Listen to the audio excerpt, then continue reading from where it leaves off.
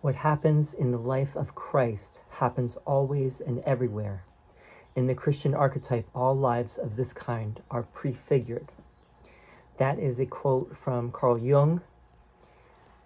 I don't know where he said a bunch of things in one of his last books. I think it was his last book, and it was his memoir, Memories, Dreams, Reflections. Very good book, very interesting book if you want to know more about Carl Jung. This video is really just going to talk about Carl Jung's understanding of Christ, and try to compare it a little bit to ACIM. I've been doing this book that is all about Jesus, ACIM, plant medicine, and the search for the historical Jesus. And it's called The Jesus Mirror, the Gospel According to You. And we're going to talk today, and I prompted AI about Carl Jung.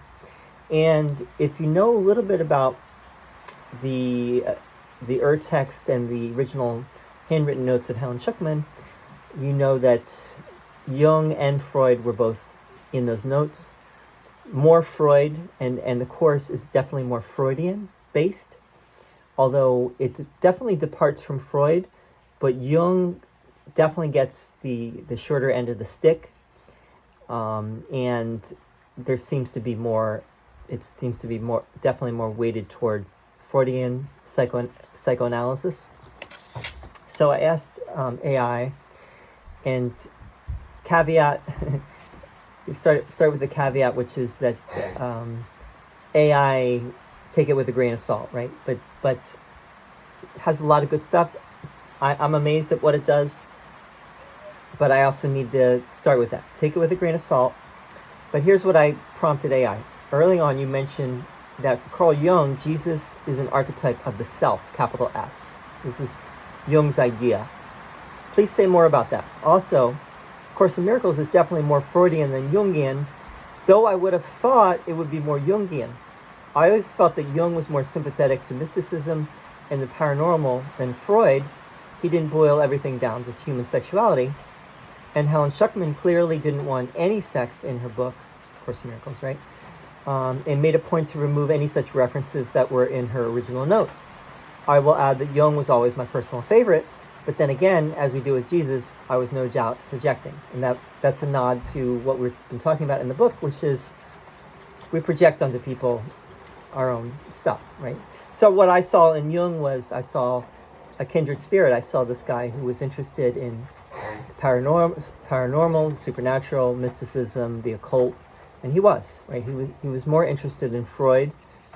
That doesn't mean he was right, but he was definitely seemed to be more open-minded about those things. He seemed to be less focused just on human sexuality. So here's what AI says. Jung's Jesus, the archetype of the self, and why ACIM leaned Freudian. Jung's Jesus as a self-archetype, the archetypal lens. Remember that Jung was the guy that coined the term archetype, right? We owe that term to him. He was the one that came up with that idea, and it's been used very, very widely. For Jung, Jesus symbolizes the self, the unified divine core of the psyche that transcends ego. Key points: Christ is wholeness. Jesus embodies the integration of opposites: human, divine, suffering, glory. Crucifixion as individuation. The cross equals ego death before psychic rebirth. Resurrection symbolism. The risen Christ equals the self's triumph over fragmentation. Now, that's not too far from what the Course says, right?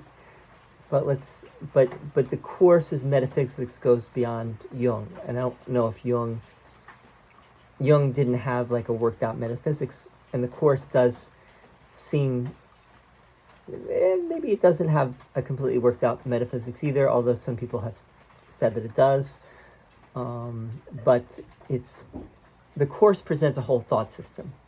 Jung does present his own thought system, but it only goes so far, you might say, right? But anyway, Jung versus literalism. Jung didn't care if Jesus was historical. He cared about how the myth transforms the psyche. Famous quote, Christ is the living myth of our culture. To reject him is to reject your own depth. Why this matters for the Jesus Mirror, this book that I've been doing. Jung's view aligns with ACIM's metaphysical Jesus, but Jung keeps symbolism, ACIM dissolves it. So ACIM, it says that words are just symbols of symbols. Eventually, you use the symbols, but eventually the symbols will dissolve, right? So Jesus, the idea of Jesus, the idea of Jesus or the idea of Christ eventually will dissolve, right? Disappear into the nothingness from which it came. But we need the symbols, right? The symbols help us. The symbols are useful tools, just like AI is a useful tool for many people at this moment. But ultimately, AI is not the answer either. But it is, a tool. Why ACIM feels more Freudian than Jungian, Helen's Freudian baggage. As a Columbia psychology prof, Freud's repression/neurosis model was her framework. Was she a professor? I don't know if she actually taught at Columbia. I don't think she did. I think she just worked with Bill, but we could check that. ACIM's Freudian echoes, projection, the ego as defense mechanism. Freud, ACIM's projection makes perception. That's a quote from ACIM, projection makes perception. Guilt, Freud's superego, ACIM's ego equals guilt's inventor. You'll have to look, I'll put this in the description, you can read it. Jung's mysticism versus ACIM's radical non-duality. I don't think Jung said that much about non-duality, actually. Jung loved symbols, myths, alchemy, the unconscious is real, saw value in shadow work, facing darkness to integrate it. ACIM, symbols are illusions. The shadow isn't real, just forgive it. Well, the shadow is real if you think it's real, right? Course in Miracles teaches us not to deny the ego. If it's real for us, we don't want to deny what we're feeling, what we're experiencing, right? It does not ask us to deny that. It just asserts that it's not real, and we will realize that, especially if we do this practice, we will realize the ego really is not real. But when you're in the thick of it, it's not. It's repression and denial to deny it, right? You don't want to do that, because that will just give it energy, will give it life. The sex thing, Helen's purge. Freud reduced spirituality to sublimated libido. Jung saw it as archetypal truth. Helen, traumatized by Freudian reductionism, scrubbed ACIM of sexuality, even though Freudian theory drips with it. Irony. This is all, take this all with a grain of salt. This is AI's wording, which I would not necessarily agree with, but it's okay, right? Irony. ACIM's special relationships critique is Freud's neurotic attachment and holy drag. All right. I have to be a Freudian to know if that's true or not.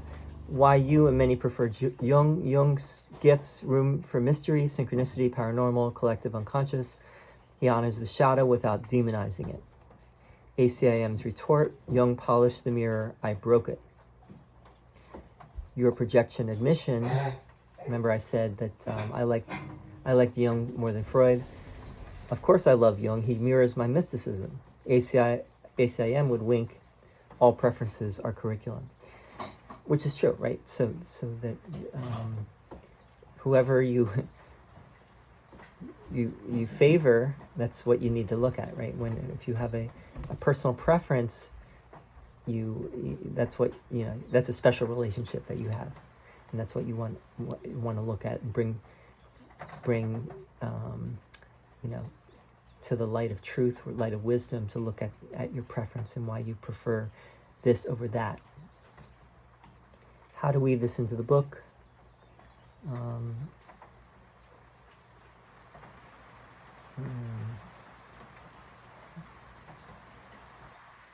Okay, I'll just read this one. It says, Freud saw Jesus as a guilt-ridden hallucination. Jung saw him as the psyche's completion. ACIM says he's a reflection of your own completion. Who's right? Try forgiving your dad and find out.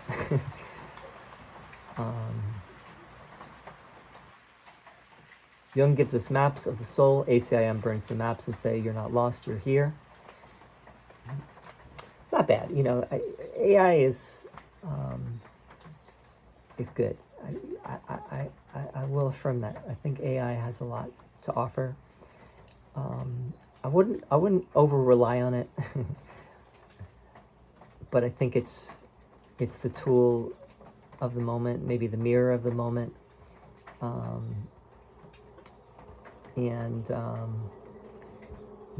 don't think we should throw the baby out with the bathwater. You know, this thing that happened recently, I talked about it in a couple of videos already, this thing that happened with Grok and Elon Musk. And Elon Musk, apparently what he did was he programmed Grok to basically look at all of his statements online and basically you know, speak as if he's Elon, as if Grok is Elon, right?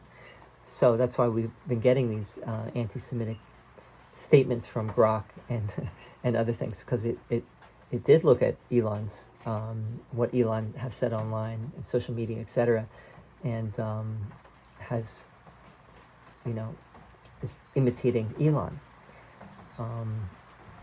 I'm using DeepSeek for this. DeepSeek, I think, is pretty good. It does not have that kind of bias, but it still has its shortcomings, and it's going to be interesting to see how these things evolve over time. But anyway, hope this is helpful. Let me know, and we'll keep on keeping on. Stay forever young. See you soon.